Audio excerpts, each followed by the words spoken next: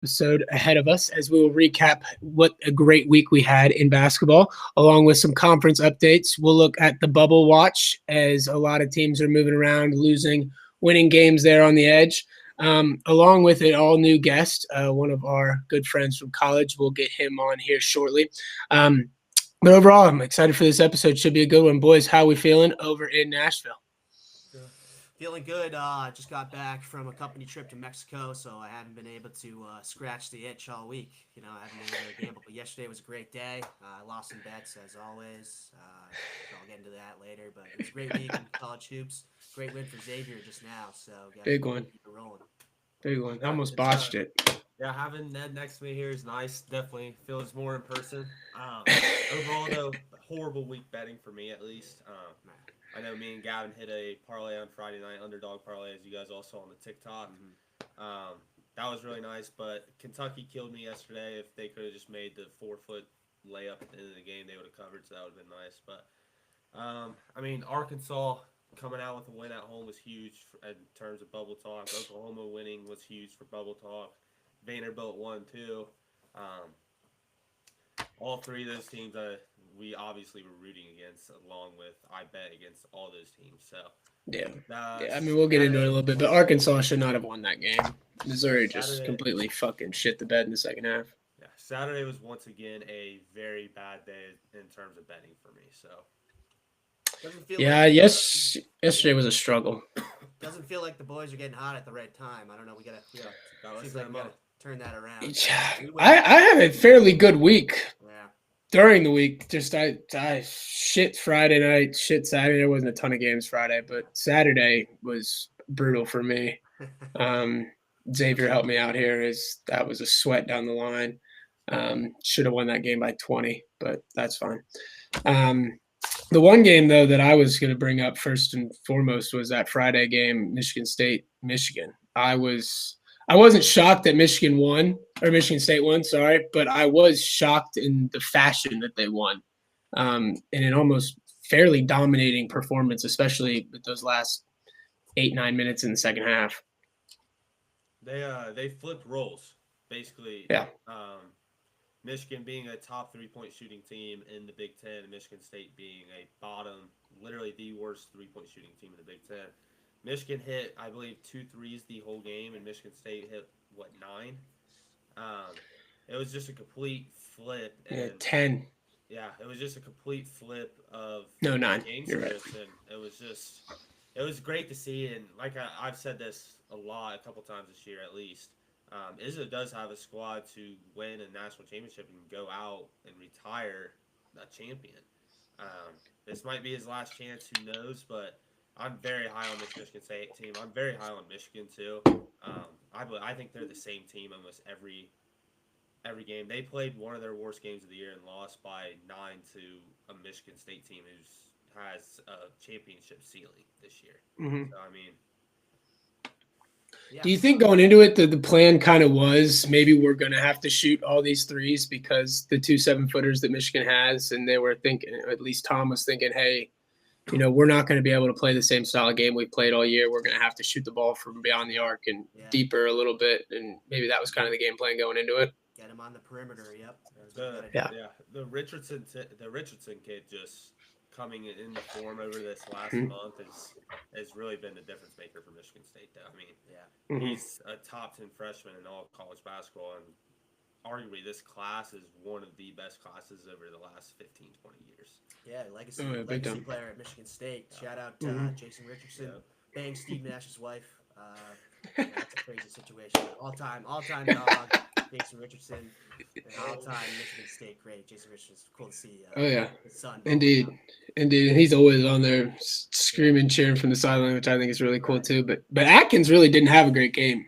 4 for 14 from the field is very unlike him. So if Richardson can keep this up, then I think they'll be pretty good. But I was shocked in the fashion that they won that game. But happy for Michigan State. Hopefully they can keep this run going and keep on a roll into the Big Ten conference tournaments.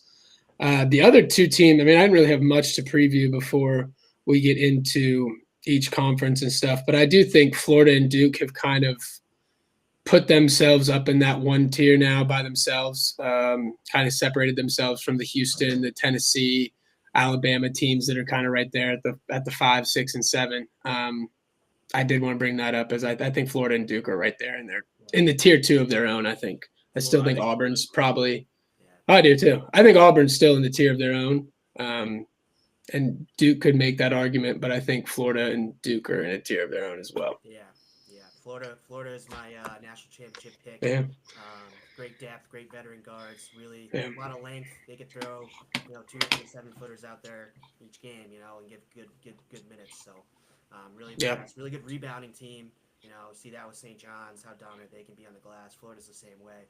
I think that's huge come March, especially if you start missing shots. So. 100%. 100%. Chomp. So, chomp. Yeah. Carter, you want to bring in our guest? Yeah. We'll go ahead and get right into that. Like I said, one of our really good boys from Xavier, there he is, was a manager with Mark, who you all know, was a manager with Mark for 4 years at Xavier, and then decided to go out west to Cali and enjoy the sun and everything else out there. But one of our big college boys, he's incredibly knowledgeable with anything basketball. But without further ado, Blake, welcome in. Glad to have you, buddy. It's a sharp pull you got on there. Oh yeah, gotta rep the brand, UCSB. What's up, boys? How we doing? Thanks for having me. Looking forward to get into it. Yeah. Thanks for coming on, Blake. We really appreciate it.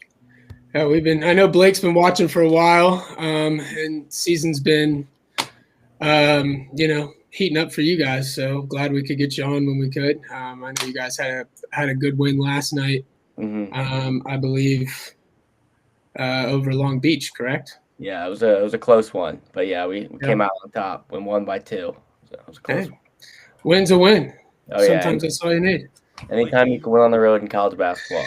Oh, it's insane. And then that Fullerton game the other day, I think that was Wednesday or Thursday. You guys Thursday night, yeah, dominated them. That was a dominant win. I try to stay up for your guys' games, but when they're at 10 p.m. Eastern, it's a struggle sometimes. Yeah, and my parents have a struggle staying up for it. Yeah, I'm sure.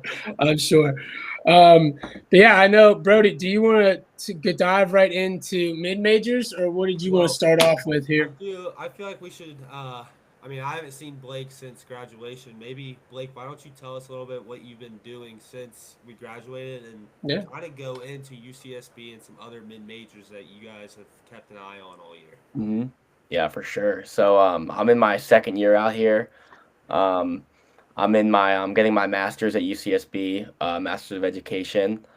Almost done with that. Year 2 here. Year 1 was a tough year for us. We finished like 6th in the Big West. We had AJ Mitchell was our star player. He's doing really well. He's with the Thunder this year. Just got a big contract, which was good for him. Year 2, we kind of built this roster. Kind of had a few returners, but a lot of portal gets. Like most of our roster is full of transfers. And we're competing for the Big West. Trying to get in. Gotta get hot in Vegas. We just clinched that last night with that win. So there's 11 teams in our league. Top 8 make Vegas, and we just clinched that yesterday with the win. Nice. Well, congrats. Yeah, it's been a tight race in the conference, fairly. I think, for the most part. And as you guys have seen, UC San Diego and UC Irvine are just powerhouses that are getting some national looks, getting votes on the AP poll, which is just crazy to see. 2 Big West teams. This could be on the net too, aren't they? I think UC San Diego is really high up there. Irvine just lost on Thursday, so maybe they fell a little bit. And you guys almost had Irvine. What was that? A week or 2 ago? They won. Yeah, last Thursday. San Diego's 37 on the net. Irvine is 68. So obviously both 2 teams making some noise. Yeah. Have a chance. Yeah. I mean, it's been good. Like I said, I've been as much as I can trying to stay up for the 10 o'clock, 11 o'clock Eastern time games, but definitely wake up in the morning and check the scores if I don't watch it. Love that. But it's kind of been I've enjoyed it because in all my years of watching college football, I've really had no reason to watch any Big West teams ever. So I've enjoyed the fact that you've brought more basketball knowledge to my world. So I appreciate that. But yeah, it's been fun watching you guys. And hopefully, I didn't realize you guys were also going to Vegas for your conference tournament. That's also a whole other exciting thing. Yeah, it's funny. The entire league minus Hawaii is all in California, but the tournament in Vegas. Yeah, that is funny. Yeah. So do you have anything else you want to talk about for the conference, or any teams that outside of the Big West that you think might make some noise out west that we're kind of missing being all the way on the East Coast over here? The first school that comes to my mind is the Gonzaga St. Mary's. Those two teams at the top of the WCC. They're both just like powerhouses that can beat anyone in March. Big time. Another school that comes to mind is we played them last year, but New Mexico. They're even better this year. They have one of the best point guards in the country with Donovan Dent, and they're a fun team to watch. I agree with that, and it's kind of funny though because Gonzaga's not at the level that they've been at for the last 4 or 5 years. It feels like, but they're still a very good team, sitting at 21-8 on the year. They're not bad by any means, but it's kind of funny seeing the different looks that the country's giving them now that they're not a top 10 team consistently. I think it's kind of interesting. And that league, outside of those two teams, they still have some solid squads with St. Mary's, Santa Clara. They both have built good rosters. Washington State's now in that league. They're competitive there. And then the Mountain West also has Utah State, who might have been the last undefeated team in the country. I could be wrong on that this year. They were good. Yeah. Yeah. No, yeah. So I don't have anything else West Coast wise. Booth or Ned, do you guys have anything West Coast before you want to dive in some of these other mid majors? Boise State had a great win, I believe. Did they beat Nevada yesterday? Yeah, they did. Yeah, so they have completely propelled themselves onto the bubble. Obviously, with going 2-0 this week, they're a team to keep your eye on. But only so many of those teams are going to be able to put in. Right. But I saw something yesterday. Dick Vitale was talking about it. How are you going to take like a 24-win Utah State and leave them out for an 18-win Arkansas team? And Dick Vitale was making that point. It was like, the tourney's about success. If a team doesn't go above 500 in their conference, why should they deserve to even have an auto bid? Yeah. And I think that's something that's very interesting because then again, I think all four of us would say Arkansas would probably go and beat Utah State. Probably fairly easy, but then again, you're not really measuring success. You're just going based off talent. If you're going strictly based off talent, then what's the whole point of even having the tournament? There's really no madness in that at all.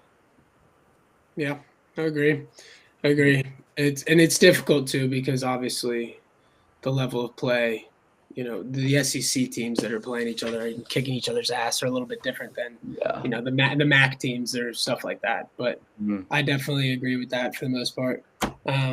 Speaking of the MAC, I was going to bring the MAC up. I've been watching a lot of Miami, Ohio, who's been up and down all year with Cam Kraft and Travis Steele. That's been fun, but I think Akron has absolutely dominated the MAC. They got beat by OU yesterday.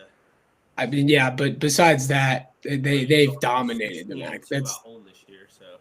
Well, and that's Akron's first loss in conference, I believe. I think so. They've been rolling and putting up 100 on multiple teams this year. The MAC tournament is probably going to be the funnest outside of the SEC, in my opinion, just because of just the MAC and the small aspect of it. They're going to be in a small building. All those teams are going to be able to travel. And it's really a lot more competitive. Like, Toledo's won the regular season title like the last 3 years, and they're like 4th in the league this year. But like you brought up Miami, Ohio, they went to overtime with Kent State yesterday, or was that Friday? Yeah, that was Friday, and that was a crazy game. That was a really fun game. Is that, like, Kent State has 2019 Mr. Ohio and Von Cameron Davis just catching the ball, doing the same exact move he did when we used to be in middle school. That game was like Like, all right, so same exact guys from Ohio that were all state our senior year is playing in the action still. Yep. It's crazy Mhm. to watch. It's fun to watch. So Yeah. Ohio boys like to stay in Ohio, that's for sure. Another league is the A10 has been good. A lot of teams up there. George Mhm. Mason's on a good year. VCU always is competitive. Dayton's Dayton. I mean, they beat Marquette Yep. earlier this year. They've kind of fell off a little bit, but they, let's not forget they did. Did they go to Marquette and win, or they win in a neutral? That's I don't because didn't they beat UConn too? yeah, it was Yeah. like a 3-game stretch. oh, And then now- lost to UC and then just completely fell off the map for a little bit there. How many Um, hits do you think the A10 can get? Because you have like Loyola Chicago too, who just took care of Dayton at home on Friday as well. Mhm. So, I mean, there's 4 or 5 teams there that are going to have a decent chance of getting in, but really, how many can get in? 2? You think?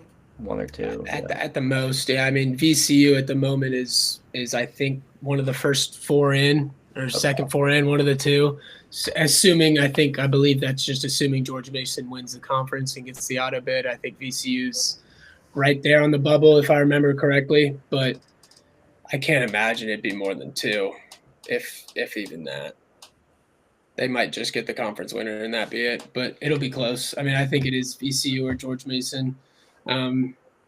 It's their tournament to lose essentially, but I do think it's kind of interesting because a lot of these different teams can make noise down the stretch. One of those being Dayton, obviously, but Loyola Chicago, St. Joe's is also another team that has been all over the place this year, but they could put a streak together come conference time and try to figure that out. I don't have any other mid majors unless any of you boys do. Maddie, you want to kick off SEC? Well, I can do maybe one more question on the mid majors. So, you know, we talked about UC San Diego. They're getting a lot of attention. You know, Mhm. Akron's getting some noise. You know, who's a mid major that's gonna, you know, in your opinion, that's gonna shock people? You know, I think every year there's a couple of mid majors that, you know, people start talking about come tourney time, and there's always 1 or 2 that, you know, come out of nowhere per se. You know, do you have 1 or 2 teams maybe that aren't getting as much attention that, you know, could make some noise in the tournament? You know, if they get there. Yeah, I think a team that won a game there last year was Yale. That they always find themselves in the tournament. I think they took down Baylor a few years ago. They beat Auburn last year. They're always a sneaky team. I don't think anyone wants to play them. And the IQ's through the roof, so Yeah. you know they're smart as hell. Danny Wolf last year. Yeah, Danny Wolf. Danny Wolf. Yeah. Yeah, that's a good answer. I think those Ivies are always scary. For sure. They're only getting 1 bid this year. Yeah. They're pretty bad, but I have my coworker went to Auburn, and she's very big on. Last year they felt like they had the talent to win it, but obviously got upset by Auburn or upset by Yale. Mhm. And this year she's like, I'm like it's almost the same exact team, but somehow you guys have. Bruce Pearl has taken these guys and shifted them to the most powerful team that we've seen all year. I mean, I'm not going to say they're more powerful than UConn was last year, but I think Auburn can definitely get it done. They're the clear tier 1 by themselves. Mhm. Yeah. I agree. Ned, do you want to kick us off SEC stuff? Yeah, sure. I mean, another great week and a great conference. You know, shifting from some smaller schools to, you know, the big powerhouses. You know, we had Bama Mizzou at the start of the week. I thought that was a very interesting game because you saw, you know, kind of what happens, you know, when Alabama meets a team, you know, that plays with that same pace, but might just have a little bit better of a shooting night. I think Alabama is one of those teams that, you know, if they're hot, right, with the pace that they play at, you know, I think they can beat anyone in the country. But if they're not, they can't seem to get a stop to save their lives. So they're one of those teams that, you know, are kind of crash and burn, you know, with the style they play. And I think you saw that on Wednesday a little bit. If anyone else kind of watched that game or had any, you know, notes on that loss to Mizzou for them. Yeah, defense is almost non-existent with them. Yeah. Which is kind of what we have said all year is they're just going to outpace and outscore everybody that they can, and that's going to be their way of winning games. I did want to say, though, Brody, I believe after the Auburn game you said they can't really do much with Sears on the floor. You think that they do better without him. I think he might have heard you say that Yeah, as he's had back-to-back Yeah. 30-plus games. I think he's realizing he needs to do that if they're going to be able just to continue to score like that. He's got to get to Because the rack. there's they can't afford, like, with him being able to score like that. I feel like their scoring's more spread out time periods rather than like going, like, they'll go on 20-0 runs. Now it's more so like 8 or 9-0 runs spread out. I think with Sears controlling game, I still don't think they're going to make the Final Four. They beat Kentucky last night. I think Kentucky's getting bounced in the first round. I'm not that biased on Kentucky. It's No. I just told Ned this a little bit ago, but stat of the week: home teams in the SEC went 12-2 this week. It's you throw Alabama and Mizzou on the same court, neutral court. I'm going to take Alabama probably by 15 or 20. I think that there was a clear leeway there with Mizzou. Also, Mizzou coming out and starting on like a 20-2 run or that's whatever. what happens. Yeah, That's what happens to Alabama. Yeah, If they start slow, like at all, it's kind of hard for them to catch up because they have a tough time getting stops and Mizzou. Yeah. Keep putting it in the hole. So, yeah. I thought that was interesting. Go ahead. No, go ahead, Ned. On that point, on road teams, I think that is a very, that's damning for sure. But I think neutral site games, I think they're a different animal. 100%. But I think It also has a big part to play too on what kind of teams can travel or not. Right. Like not just the fact of, okay, I don't get to wake up in my bed. I have to get hotel breakfast this morning or whatever it is. But when you have a good fan base who can travel with you too, I think that also obviously is massive for that. It's they're very deep, and we saw all their bubble teams come away with victories yesterday, which was huge just for the conference in general. But you're having these ranked teams such as Ole Miss travel to Vanderbilt. And, besides the 25-2 run Ole Miss went on in the second half, Vanderbilt kind of dominated that whole game. There was like a 6-minute stretch that Vanderbilt didn't win, and Vanderbilt's home court's like not like crazy or anything, but that was one of those situations where should Ole Miss, how good really is Ole Miss, and should they be ranked or should they be almost in the same spot as Vanderbilt right now? Yeah, I think Vanderbilt's also very underrated. Like I don't think they're getting the respect that they deserve. Do you win these close games all the time? No, and yes, they beat Ole Miss, but they play all these top teams really close. And maybe in my mind, I play that into being more important than beating the crap out of a shit team. But like the Tennessee game, what was that? Like a week and a half ago, 2 weeks ago, when they went to Tennessee, they were winning. And then they kind of fell apart towards the end, but they only lost by 6. So like that, I think is something that they look at as a negative, but in my mind would be a positive. Granted, they got their ass kicked at Kentucky a couple days after that. But what's going to be interesting, I was listening to another pod the other day, and the SEC tournament starts on a Wednesday and doesn't end until Sunday. And for some of these teams that are going to make the tournament, such as, just say, for example, Vanderbilt, say they basically win out, but they lose on Wednesday in the SEC tournament. They're getting an 8-day break before they have to play basketball again. I guess this is kind of a question for Blake. How big is that break compared to, say, if you were like the Ole Miss there and somehow make a 4-day run and play 4 games in a row and win the SEC tournament? How big of a gap is that? Would you almost rather take the 8 days and not take the SEC championship? Because I think you make it to the SEC championship and lose. Yeah, it definitely depends on the team. I remember my senior year at Xavier, we made the Big East championship game, and our guys came out a little flat that first game against Kennesaw State. But then there's also a team like NC State. What they did last year was crazy. My guy Michael O'Connell, I played AAU basketball with him growing up. Hit that crazy shot against Virginia, and they just took off from there. And then they ended up in the Final Four, and they played, I think it was 5 games in 5 days. But also having that extra rest is so key for like your core guys. They're playing 38 minutes a night. Like I think about our for us, we play our league games. There's Thursdays and Saturdays every week, and if like we played Fullerton and we were able to smash them, so our starting guys were able to only play 23 minutes, and that was huge for them and their bodies. Well, Right. just look at Kentucky last year. I mean, they won the SEC tournament last year. Played, I believe, they played on Thursday. They got past the first round bye.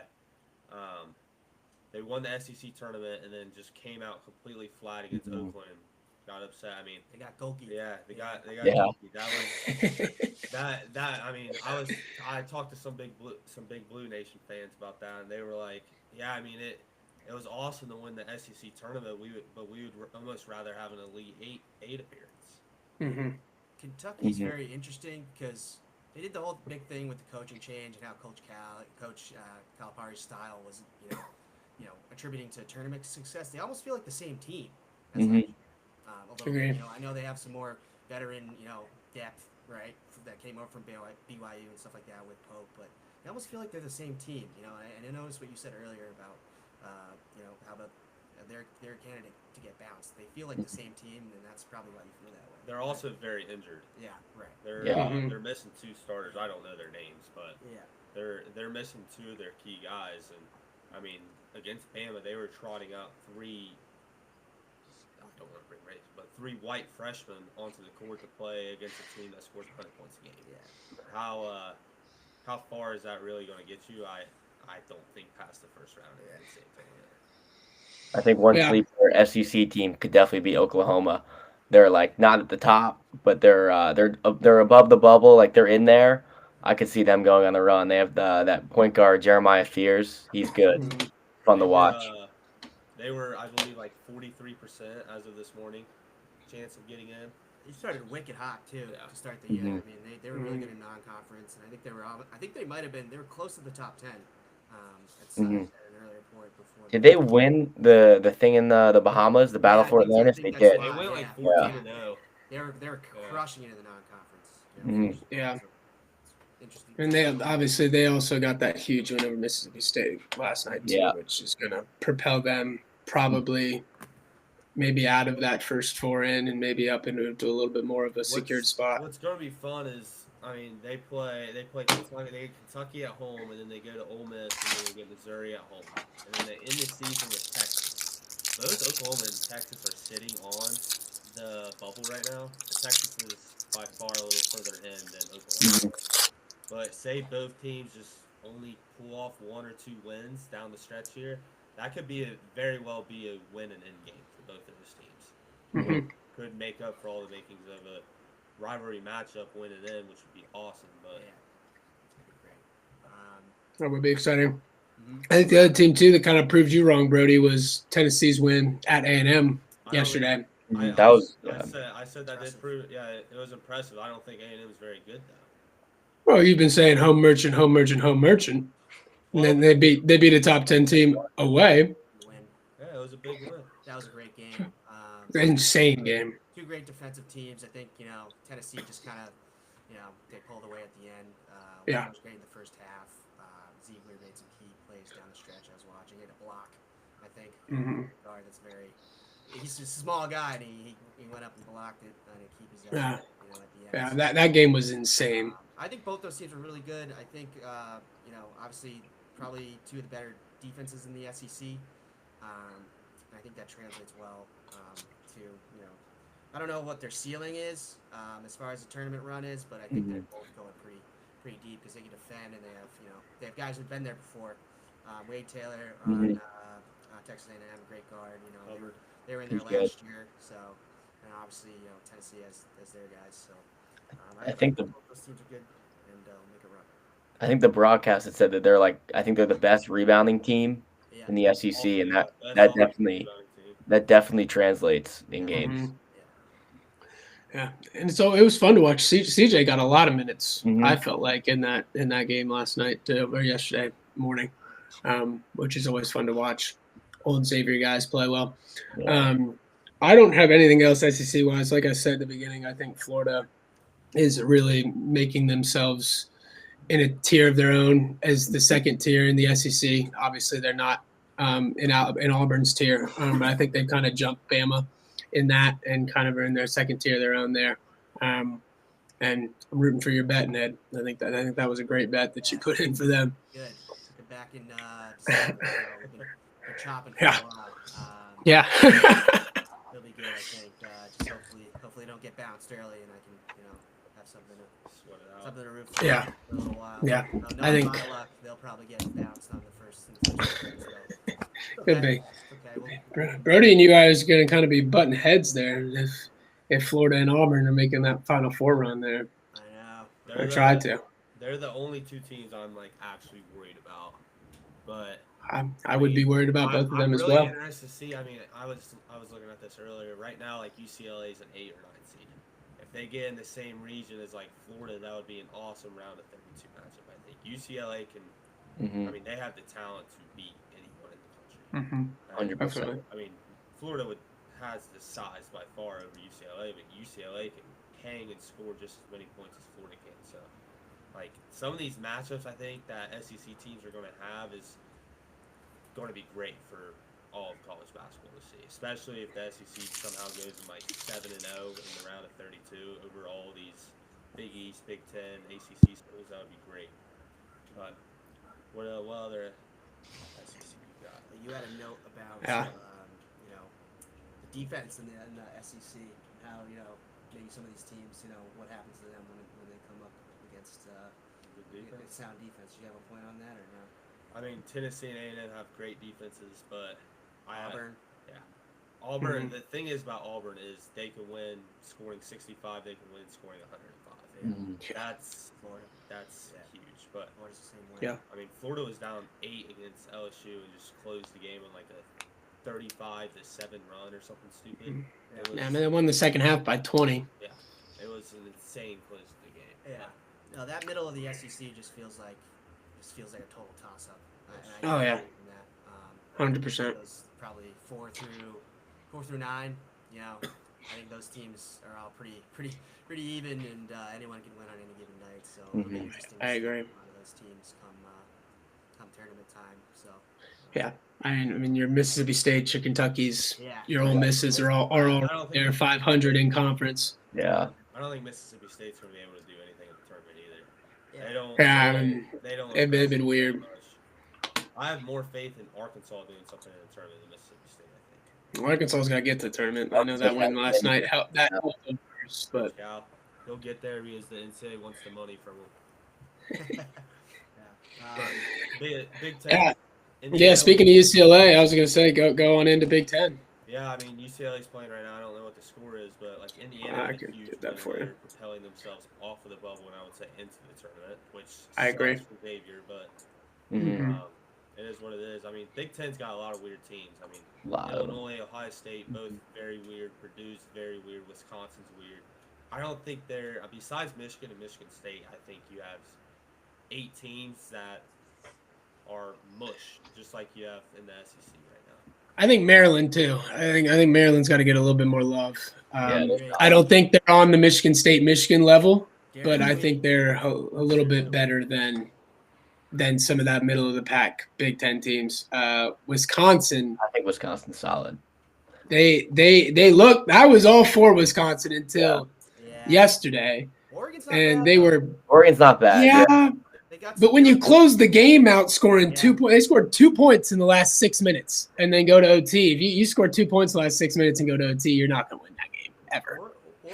Oregon isn't a bad team. I mean, they were good. No. Last year they've got Shellstad. Who's really That good. guard is fun to watch. Shellstat, yeah, he's good. Yeah. He's I really good. love their coach. And whenever they seem to be in the tournament, they seem to do something. hmm Yeah. Last year they lost Creighton double OT.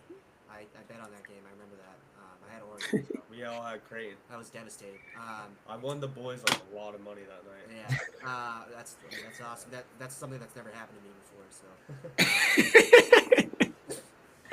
yeah. So Oregon, I love Dana Altman's a great coach. So I'm not surprised that they went in there. I was high on them to start the year. But the Badgers, they're electric. So I'm rooting for them in the tournament. It's good for college hoops when the Badgers are playing well. Bring it back to those Frank Kaminsky days. So Little mistake. And another team that has 2 7-footers too. So Right. Does it's hard to stop 2 7-footers. does Illinois find themselves on the bubble going into this week? Potentially. I mean, it depends on how much you look at getting the crap beat out of you by one of the best teams in the country. That's So- They got the crap beat out of them like the last Yeah. 3 games. I don't know all about that. Then I know they got the crap beat out of them. And then By I believe Duke. the game before that they lost to Michigan State, I think. Yeah, they've been so bad. yeah. Lost by 2 at Michigan State. Lost by 20 against Maryland. They also they hung up Terrence. That was earlier. The wrong way. Did you see that? Yeah, that's ever since then. They unveiled his jersey. Yeah. It's hanging upside down from the rafters. It's like, can't even get that right now. So I don't know. Yeah, they did get stomped by Michigan State. Oh yeah, I remember we talked about that last week. They were down like 4 or 5 or something at halftime, and then they went on like a 1 by 22 or something in the second half. Oh yeah, they got outscored. I don't think they scored Yeah. in the last 6 minutes. Yeah, 'Cause I think I it bet must be a on Big them, Ten trend. Yeah, I bet on them to cover like 6.5. Yeah, we talked about that. Yeah. last week. Same thing Yeah. happened this week with me with them. So If you, Maybe just stay away from Big Ten basketball, Ned. yeah, I gotta. They don't seem to treat me very well, but yeah, one of these does, right? I don't know, Oh yeah, I really only think Michigan State and Michigan are the only 2 national Well, you championship gotta- potential teams in the Big Ten. You got a sleeper team to come out of the Big Ten and make some noise.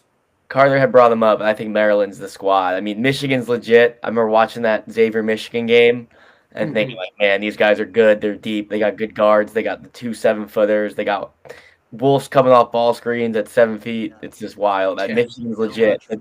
That's like the obvious answer, but I think Maryland is the next one. They're a good squad. Derek Queen's my And favorite Gillespie. player. Queen's legit. Gillespie's legit. So they got a They're good playing really well. Reese's brother. Are they actually? Yeah. Yeah. Right. Look at Don't you. fact check me on that, but I'm pretty sure. Same last name, it'll work for you. Yeah, Julie, no, I think it is. So I'm pretty sure. It could be. They're great. They got 5 guys that can give you 15 plus. So Mhm. Oh yeah. I'm definitely gonna. If everything goes well for them heading into the tournament, I'm gonna take them to make the Final Four. You can book that right Yeah. now. Clip that. I believe they were. I believe they were one of the 4 seeds, and I believe they were the 4 seed in Florida's region yesterday. Dangerous. Yeah. Maryland was. That is a dangerous matchup. Big Ten's got Yeah. some dangerous teams, man. I think Mhm. I can Yeah. see, UCLA making a run. I could even Yeah. see Oregon playing spoiler on like a 10 or an 11 line. Mhm. So I Agreed. like it. I like it. I think it's good. Good for Hoops. Yeah, I still think Michigan State, Michigan are my 2 favorites, but Mhm. that's It's, fairly obvious, I think. Let's go into the worst conference in basketball, ACC. Yep. I mean, highlight of the Yep. highlight of the week is Wake Forest losing to NC State yesterday. Hmm They went Mhm. from almost being a tournament lock to finding themselves on the bubble and won Mhm. in one game. And North Carolina is also I'm still against this. I think they're horrible. Yeah. But somehow they're on the bubble. Clemson went into SMU and dominated SMU. Mhm. SMU has no quad 1 wins. No. That's what I was gonna say. How much does that loss at home hurt SMU? It's big. I think it's So, very mean, hurtful. It's why they Yeah. find themselves on the bubble as a 20-win team. Well, they were already on the bubble Yeah. before that. I think that probably bounces them on the wrong side of the bubble for right now. I don't know who they have left regular season wise, but I think that hurt them a lot. Yeah. Yeah, Cal, Stanford, Syracuse, and Florida State. So not much. They should be able to Quality handle there. it, but I agree. You'd hope. Yeah, I don't think SMU is all that. I don't know if Wake Forest or SMU should be getting in. Clemson, Yeah. Louisville, Duke, I think that's it. Louisville That's has about the it. best point guard in the country, dude. Chucky. Yeah. Yeah. Yeah. Louisville's good. Yeah. And yeah, I mean, I think obviously, I mean, yes, Clemson and Louisville could make some noise. I don't think they have much more of a ceiling than maybe a Sweet 16, but I think Duke's kind of the ACC's only hope They're good. at this point. And They're then, yeah, it's one hell of a hope, but Ah, I think that's about all they got. What do got your guys trust in think- Cooper Flag. It's a good guy to ride with. exactly. I don't know. Like, what do you guys think really contributed to the downfall of this league? Is it the SEC putting a bunch of money into hoops now, or is it No coaches. no coaches? Yeah, I think it's Yeah. coaches retiring. Yeah. Go look at Roy Williams, Boeheim, Larinaga, Tony Bennett. All those guys just retired the past few years. Leonard Hamilton is at the end of the year for Florida State. All these coaches are Coach K just retired, but Duke hasn't missed a beat. But a lot of their legendary coaches have retired. Yeah, I agree. And yeah, like you said, so legendary in so many different aspects. Mhm. So I think that hurts them so much. But I do think also, like you said, Ned, I think the SEC throwing all their money not just into football, also realizing okay, we can be pretty dominant in basketball too. I think has also kind of moved the ACC out of that spotlight Yeah. for sure. I don't have anything else about the ACC. The ACC sucks. I Yeah, mean, they're it's not fun to watch it's at terrible. all. I don't It's think- I think Duke is I've maybe awesome, but watched- that's about it. I think I've maybe watched 4 or 5 total ACC Yeah. games, and 3 of them were Duke, and the other one was this Clemson game, just because I wanted to see Clemson actually play.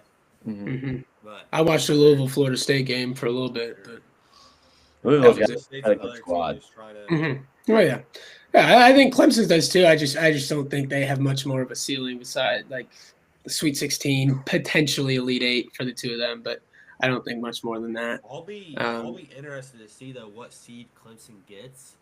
Yeah. If they're like a 7 to 10, the one or 2 seed doesn't want to play Clemson. No. If you're a 7 or 10, then I think that's borderline incredibly disrespectful if you're Clemson. If they get a 7 seed, I think that's That's like, what the hell's going on? SEC teams will want to see Clemson. Who'd they upset last year, Clemson? Because they made it to the Elite Eight last year, I think. Bama. Lost to Bama in the Elite 8. Yeah. Bama. SEC. I don't have anything else. ACC stinks. We can go into a much more enjoyable conference in Big East unless you guys have anything Not the else Big for the 12. ACC. Oh, I was going to give you a Big 12 too if you want. We saved Big East for last. Let's do Big 12. I hate Kansas. I think Kansas should be on the bubble. They got their lick back yesterday, Mm-hmm. beating up on a Yeah. really good Oklahoma State team. Hmm. Kansas needed that one. Yeah. I still think I don't know why. Maybe it's my bias internally, but I still think like there's going to be some value there with them as a lower seed. Yeah. They can get their act together. Hmm. Bill Self. But those are one of those teams that you don't want to see as a 7 or an 8. No, If he doesn't 100%. have a heart attack on the sidelines, then I think that they can make they can make some noise still. Too much Yeah. experience. Hunter Dickinson's been playing basketball since I was in college basketball since I was in middle school. Literally. Literally. There's got to be something to be said for that. Yeah. Hey, go get a job. Yeah. I know. But he And will. enter the He's open to workforce. work. He's open to work. His LinkedIn profile, open to work. Yeah, Work. he's good. But Yeah. Another Big 12 team though that's made some noise recently is BYU. Hmm. Yeah. 2 big They've wins. been on a streak. They got handed the game last night. Handed. I didn't watch it. They, I didn't watch it. I'll be completely They honest. shot, I mean, Arizona had a 1-point lead. BYU comes down and shoots almost like a fadeaway towards the baseline and foul called. And I mean, Arizona's guy didn't touch it. Caleb Yeah. Love, CTE basketball right there. Yeah, bro, It's- I know your opinion on Mark Sears. What's your opinion on Caleb Love? Way worse. You asking me? Yeah. Yeah. No, I don't have an issue with Caleb Love. I don't have an No. issue with Sears. I think Sears is better than Caleb Love. I think they've both been in basketball for too long. Go to the league. I I can wouldn't want Caleb Love on my team. That's for sure. No. I'd freak out. I could see him shooting them out of a Sweet 16 appearance or something like that. Yeah. Right. Yeah. Yeah. There And was, Mike, there was a Go ahead, comment on Ed. the broadcaster like yeah, he can shoot you out of a game a lot of nights, but like sometimes he can do that. Hit like an and 1-3 or something from like the logo. Yeah. I don't even know. But the guy, I can't stand him to play. I think it's unethical hoops. But it's fair. It's a good way to put it. yeah. Mhm. That's a good way to put it. I don't know. I think the Big 12 has made a little bit of progress in my mind. At the beginning of the year, I was like, they're going to have Houston maybe Texas Tech, and I've never been high on Iowa State solid. all year. They are, but I haven't been high on them all year. But I think they are starting to make some noise now. BYU's coming to that conversation. Obviously, Arizona's in that conversation still. But I mean, Houston, I think, in my opinion, could run away with this conference tournament. They just play at an unbelievable level. Just beat you to death. And, Mhm. figure it out in the last 5 minutes.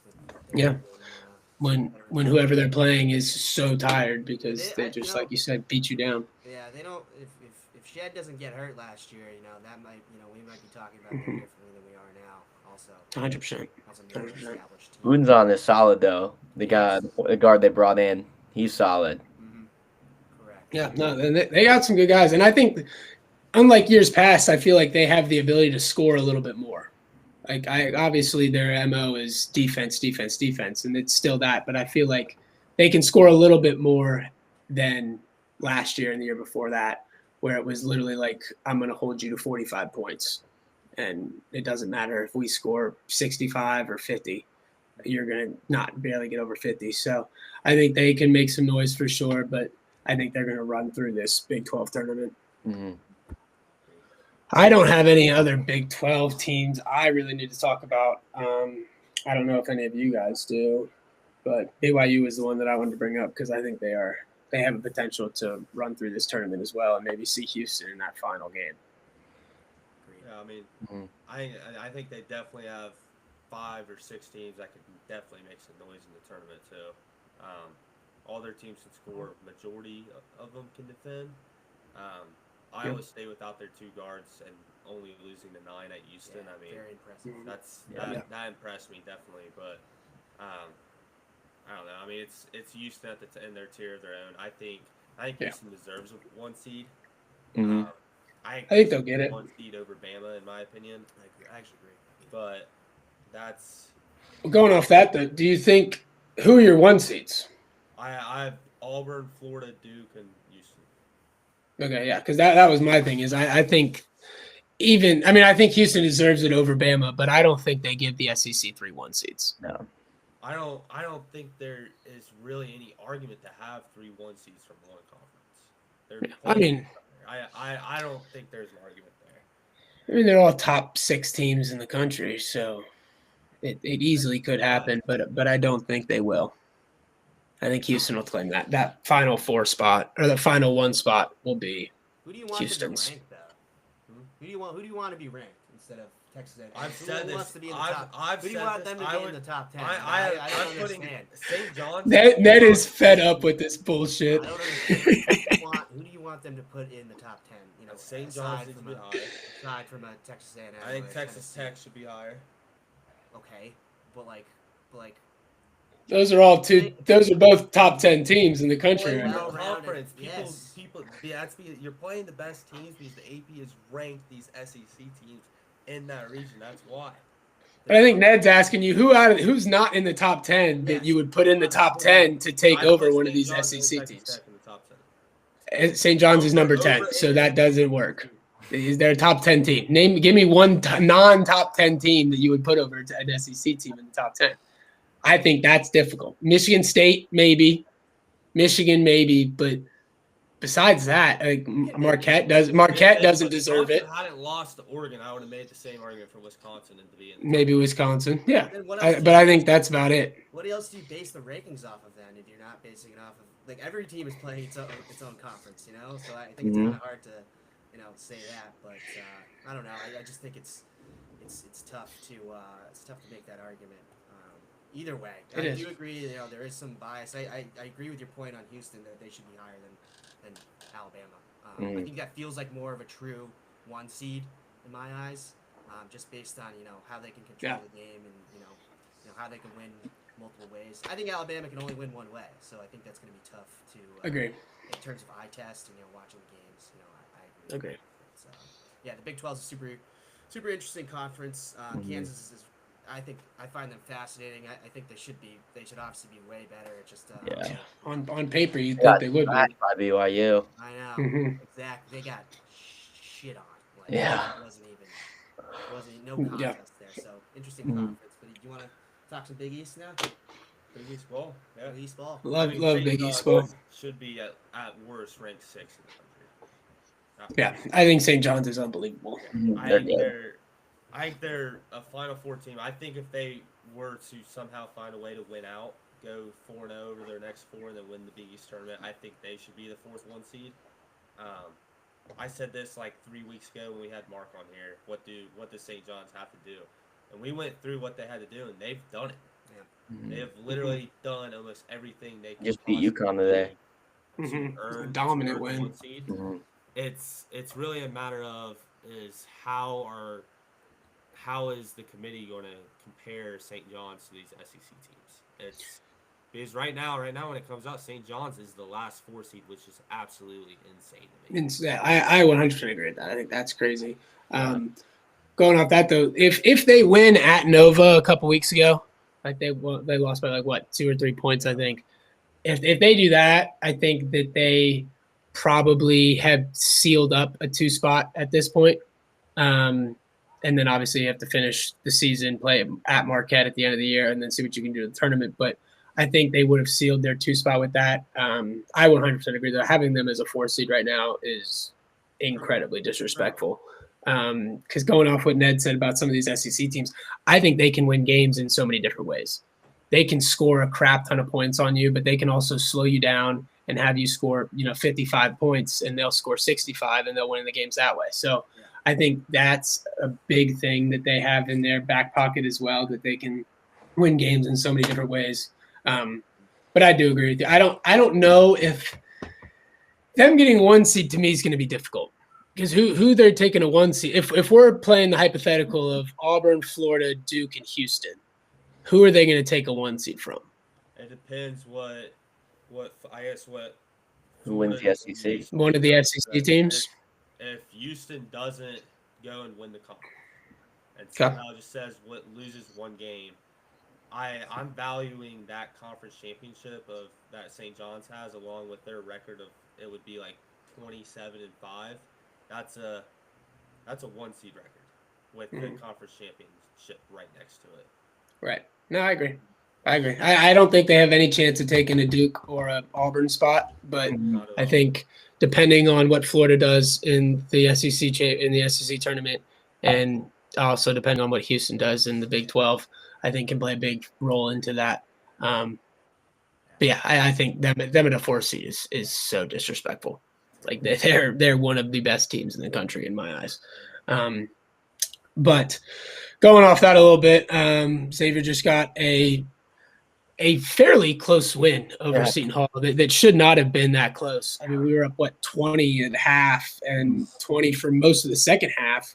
I went down the street to go pick up my groceries, and I come back with 3 minutes left, and it's actually a game, which was a little bit of a sweat. They pulled it off at the end. Zach really didn't play well for the first time all year. On paper, I think he had a very good game, but on paper, Zach did not, get into the 20 digits or into the 20s like he usually does. Only had 11, but Conwell stepped up, had 22.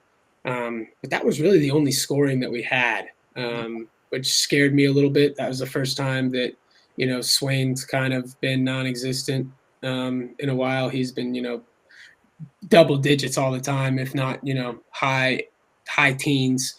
He only had 6. Foster had 8.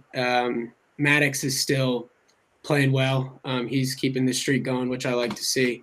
But getting a win with Zach only having 11, I think is good for us, because we can see, okay, it doesn't have to be all Zach. And I think he'll get back on there. But that game was much closer down the end than I would have liked it to be. Mm-hmm. Yeah, they had a tough time breaking that press. Yeah. Same thing with that game at St. John's. Kind of just they put on the press and we kind of fell apart. Yeah. Well, Conwell catches the Keep ball. winning games. All that matters. Yeah, Conwell just catches the ball in the corner and thinks he's not going to get trapped by 2 dudes that are a foot taller than him. That's going to happen. We have a week leading up to Creighton. That game is ultimately probably going to decide our season. Big time. I don't want to say it like that, but with all these bubble teams winning yesterday and taking care of their home court, we have to do the same thing Saturday. 100%. 100%. It would be nice. It would be pretty fun to get in a tournament as like a 13 seed and have to play a 4 seed. I think it'd be pretty cool to be like the underdog and somehow Hmm. maybe make a run and be that story. I think that would be awesome. But Yeah, they were a few years ago. The Malcolm Bernard year, the year before they won the Big East. They when they were the 11 seed, they went to the Elite Eight. Yeah, that's where your basketball knowledge goes over my head because I was all Buckeye back then. And that was before I was a Xavier guy. But I know I talked about this a little bit, and Brody, I fully understand. Travis Steele was there when this happened, but this is giving me so many flashbacks to I think our sophomore year when we were right there on the bubble.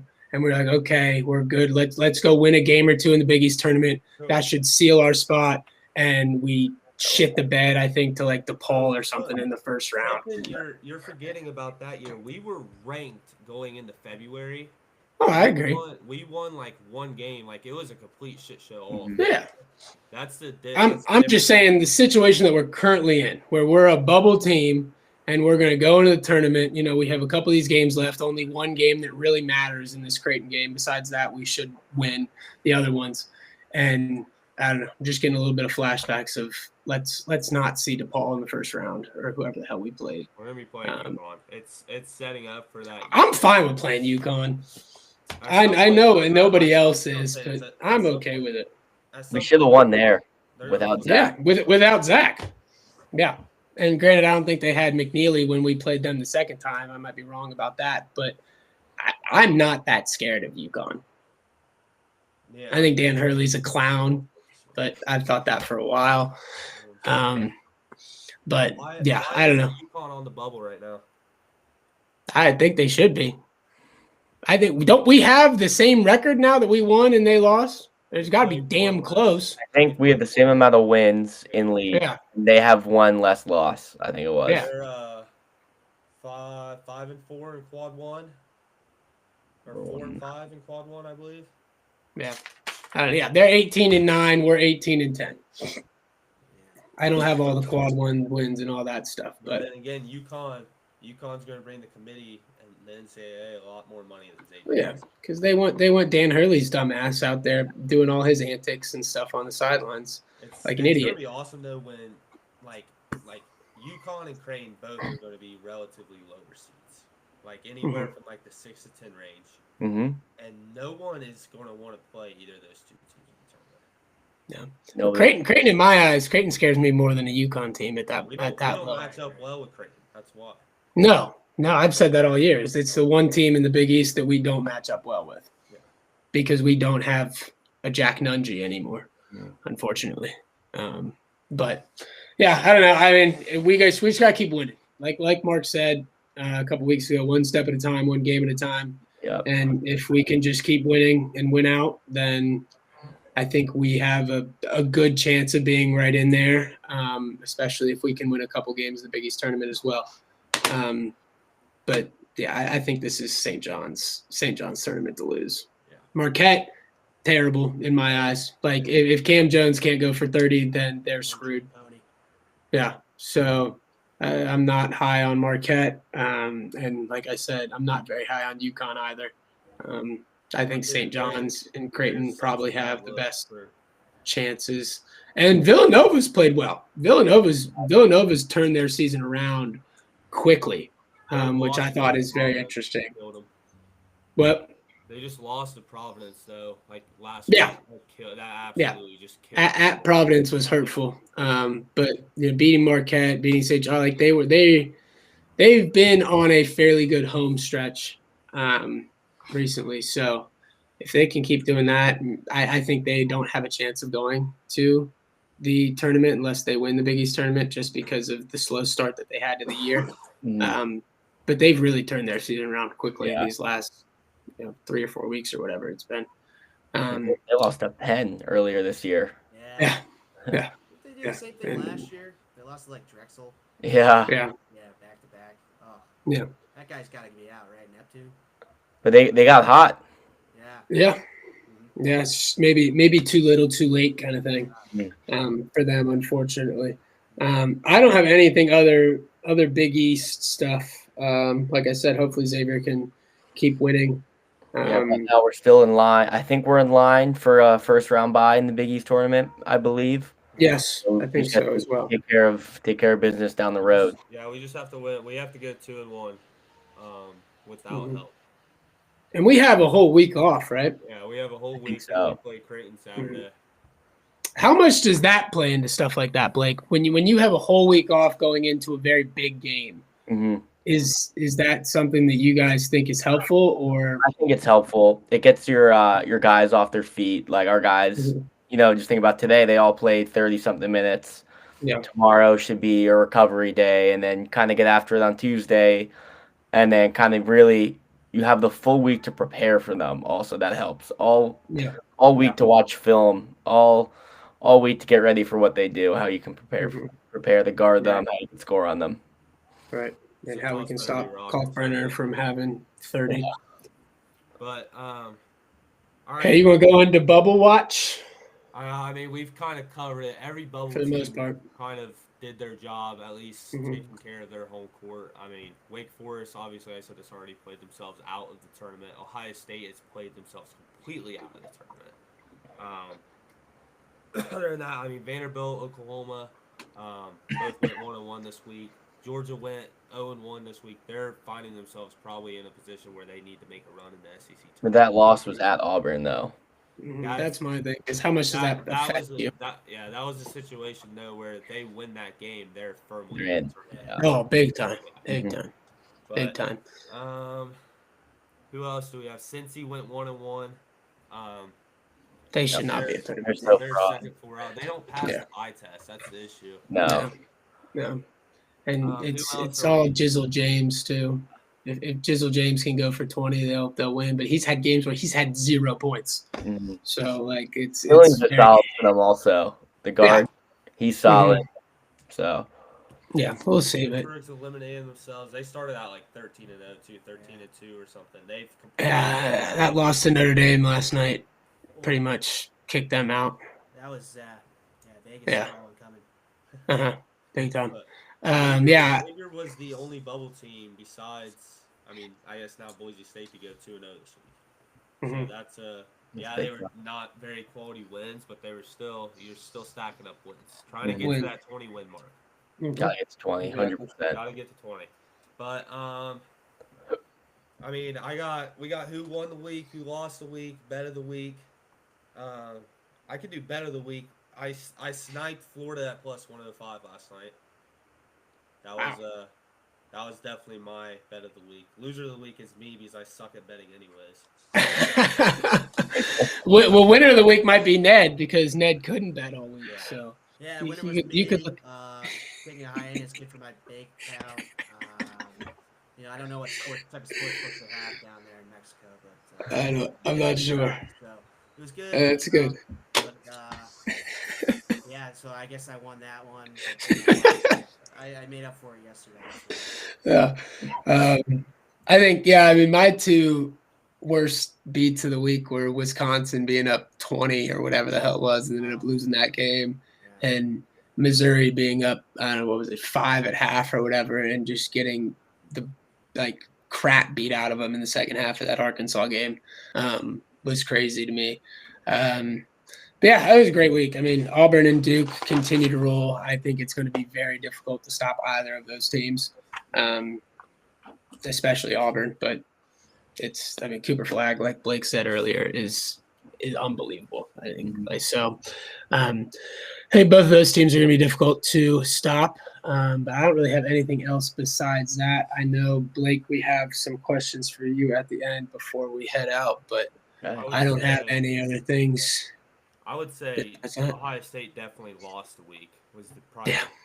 probably the biggest loser. Are they losing to UCLA right now? Yeah, They're trying to. down 10, 13, down 13 right Mhm. now. They completely played themselves out of the tournament. Mhm. I mean, I would just overall say the SEC won the week. They're being able just to kind of beat up themselves and keep those teams in. If all those home teams that won, if they would all lost, they would have been looking at like a 10 bid, but that 13 bid is still available due to Yeah, due to those teams taking care of home court. So I would definitely say SEC's winner of the week overall. Mhm. Once again. Mark Sears. Mhm. Mark Yeah, Sears. big time. Mhm. 35 points. Yeah. He's a dog. Uh, He's a dog. Don't let him get hot. Don't let him get hot. You know. So, yeah. Yeah, I don't have anything else, but do you want to lead us off with our questions for Blake? Well, are we gonna do the? Are we gonna let Blake show a little knowledge first? Oh yeah, if you wanted to do that. I have my guys. yeah. I have mine I too. have All mine right, too. Blake, we're gonna name some guys in the NBA. Some guys Blake's super smart. When it comes to hoops, he's kind of like our Liam Blutman of Tailgate with the Guru. Boys. Um, but we want you to say where they went to college. If you could say when they were drafted and Okay. maybe what they kind of see if you can dabble a little bit on what their team did in college, like kind of like where Okay. they in March Madness. Yeah. I'll do a simple one to start. Max Strus. Max Drews, DePaul. Before DePaul, he was I think he was a JUCO guy. Yeah. JUCO or D2, but DePaul, undrafted. I think 2018. Oh, It's that's insane. I'm telling you, Yeah, you're on the dot. it's mind blowing. It's mind blowing. Go I'm a big Celtics fan. Xavier Tillman. Favorite Tillman, it's the Michigan State 2018 second round pick. I think he played with Jaren Jackson there, Yeah. He and they did. were both on the Grizzlies together for a few years. Yeah. He also played with Cassius Winston, I believe. Cassius Winston was at Michigan State for 18 years. He played with everybody. Yeah, I have another one for you. Josh Green, from the Arizona. Hornets. That's a Sean Miller guy at Arizona. In 2019, Really? 2020 first round pick. Yeah. See, I picked him. I didn't even realize that. I think about it now, but I didn't even realize that was when He was Sean was there. freshman class with Nico Mannion Yeah. at Arizona. Yeah. That's funny. I Yeah, I'll just go in. Yeah, you want to go, Biff? I don't know how to say it. Ulrich Chumchi. Oh, that's he's a rookie. He didn't play college. He didn't play college. He has a team. Victor Wembanyama. Ulrich, is he French? Or I'm thinking of someone else. Yeah. He is French. Oh, I have no idea. I thought we were talking about Wemby. I thought we were joking. Wemby's French, yeah. So he's I a hope you know rookie. that, Blake. He plays for the Raptors, and he did play college ball. Where? I don't know it. Memphis. Damn. Ah. Yeah, my rule is I learn it after the year ends. Okay. Okay. That's so there's a little wrinkle on it, but after the year ends. He's also worried about conference tournaments coming up too, so that'll take. You're also worried about conference tournaments coming. Oh yeah, up. I can't wait for Camp Week. Yeah, Camp Week starts about a week, 2 weeks, I think it is. So. Well, I have another fairly easy one, I believe, but Herbert Jones. Oh, he went to Bama. Mm-hmm. Second round pick, Indeed. 2021. It's nuts. Tell you, it's insane. It's insane. Yeah, I don't have anything else for that. I don't know if Ned has another one or not, but it always used to blow my mind. One of my favorite players in the NBA, Cameron Payne. Campaign, Murray State. He's on the Knicks. 2015 first round pick to the Thunder. It's insane. Yeah, I remember just sitting on the patio, Blake, and just looking at your tablet and seeing all these different things and everything. It blew my mind. Yeah. But it's insane the amount of knowledge that you have with all that stuff. I think it's awesome. Yeah, I don't have anything other one unless you have any more, Biz. No. What we'll do, we'll go into your interview a little bit, Blake. Yeah. So as always, thank you for coming on. It's greatly appreciated. At the end, we have a couple of questions for you, kind of for ourselves to learn a little more about you, along with everyone who listens. So, my first one is we've known you have held so many jobs, from bat boy for the Reds, GAs at multiple places. I guess my question is throughout your manager career, what's been like your favorite job that you've held, like favorite job, favorite person, Mhm. and basically like your Carter asked favorite place, but I was gonna say favorite place you've like played at as Mhm. when you've been on a team. So Okay. Just threw like 7 questions at him. Yeah. using I can start with bullet points here. yeah. So my favorite place that we played at, I'll just to start with the best road environment could be I think at Marquette our senior year. We were up late in the game, and then I think like Sule turned it over. They were pressing, trapped it. They trapped us in the corner and they scored it right in front of us. That got really loud. And then at Stores at UConn our senior year, that place got we were up 17. We blew the lead. Same thing at UC. We were up big, blew a lead. That place went nuts. Those are some good road environments. Obviously, growing up a Knicks fan, growing up in New York, I've been to MSG 100 times. I grew up going to the Jimmy V Classic, the 2K Sports Classic. My dad would take me Big East tournament growing up, and that was when I was a Cuse fan and they were in the Big East. Um, so going there as a manager and then winning games there, winning the NIT there, cutting the net down there was awesome. That was like one of my favorite experiences is being able to cut the net down at MSG. And also the entire first weekend of March Madness, that Kennesaw State game. We were down big, we went on the run, just the whole vibe. We were in, I think it was in Greensboro. The Yeah. whole vibe of just March Madness was awesome, and it was all of our first times experiencing it, and it was a lot of fun. And then the Sweet 16 was also sick. We were playing Texas. The game before us was Houston, Miami. Place you see all the green for Miami, you see all the red for Houston, you see the Xavier blue and the Texas. It was a fun environment for sure. That is awesome. But Yeah. go and follow that up with favorite job you've held and coolest person you've met through this industry.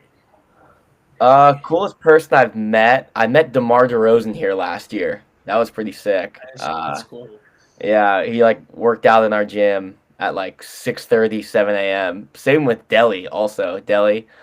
But DeMar pulled up in like this sick like G-Wagon. And That it is was cool. it was DeMar DeRozan. I mean, he's one of the best players. Yeah. That's pretty sick. Um, Yeah. I like Brody had asked about favorite jobs. I'd say what I'm doing now. It's a much bigger role than I had at Xavier, and that's what I was looking for when I got out here. Cool. Not bat boy for the away team at the Reds. That was cool. That was a lot of fun. That was sick. And yeah, that was a lot of fun. Yeah, I remember that. I remember the games that we used to go to, seeing you down there, and all the guys you would meet in the away dugout too. I thought was pretty cool. Yeah. Definitely great answers. Going off a couple of that, we asked. I know, like you said, moving out to Santa Barbara from over at Xavier. What has kind of been the biggest difference that you've noticed? Obviously, you have a bigger role, and obviously the weather out there is much better than what we have here. Yeah. But what have you noticed is kind of the biggest difference between being here and being out there? This is a lot different. Smaller school, much smaller staff. The school spirit is pretty different. At Xavier, people like live and breathe for the basketball games. A little different here. We have our managers during the week pass out flyers telling people, "Hey guys, there's a basketball game this week." Right. We really have to promote the games, and our head coach does a really good job at that. That's good. Um, That's understandable, especially when we don't have football. When it's just we don't have all basketball. either. Yeah. A lot of schools in our league don't have a football team. Only a few. UC Davis does, Hawaii does, Cal Poly does. I think that's it. But yeah, we got a solid baseball team here. Also, they hosted the regional last year. Yeah. Awesome. Yeah, hopefully Xavier's baseball team can be good this year. I have no idea, but yeah, awesome.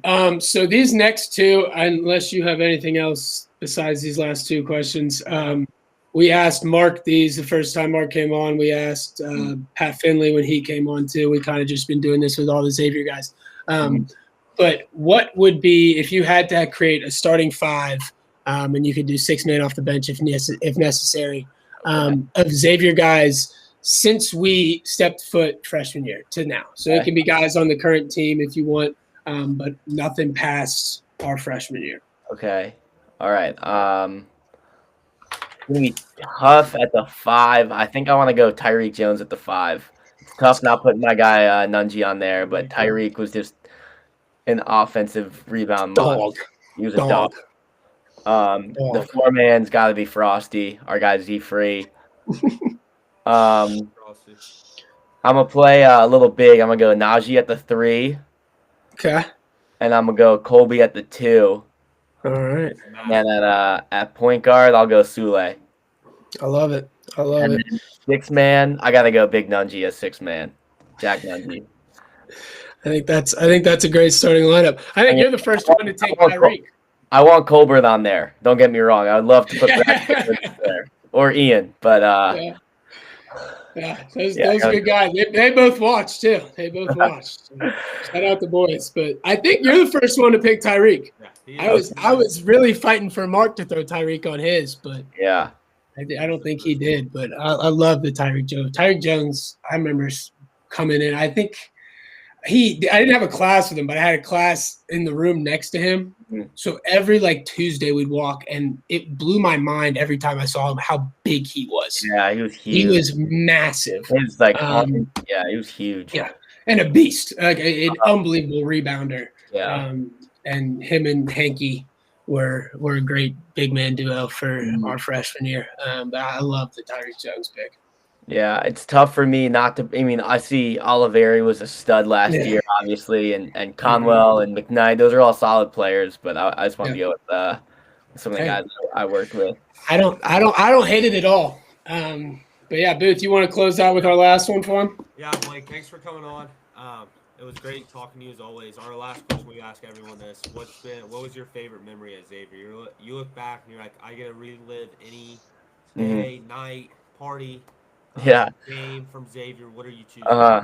I'll start as PG as we can keep it. Obviously. Yeah, I got you. Yeah, I'll do a basketball one and an off the court one. Basketball, I'd say redo. Just maybe that UConn win. New Year's, our senior year, that was awesome. Cintas was electric that night, or that day was a day game. And then night, I got a few of them. I got one. I'm just gonna say the car. That night, that was a fun night.